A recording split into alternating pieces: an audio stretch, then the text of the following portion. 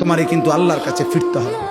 সুস্থ থাকো আর অসুস্থ হও, সুখে থাকো আর দুঃখে থাকো, আনন্দ থাকো আর বেদনায় থাকো, অসুস্থ থাকো আর সুস্থ থাকো, 3 বেলা ঠিক মতো খাও কিংবা না খাও, প্রতি মুহূর্তেই একথা মনে রেখো, তোমাকে কবরে যেতেই হবে, তোমাকে ফিরতেই হবে, ফিরতেই হবে।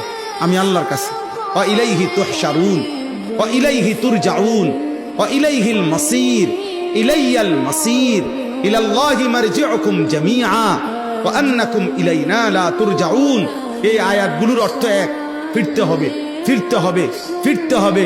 বান্দা আমার কাছে আসতে হবে, আসতে হবে। কোনোখানে তুমি লুকাইতেও পারবা না, আড়াল করতে পারবা না। পৃথিবীর সবচেয়ে গোপন ঘরে গিয়েও মৃত্যু থেকে তুমি বাঁচতে পারবা না। 7 তবক জমিনের নিচে গিয়েও বাঁচবে না।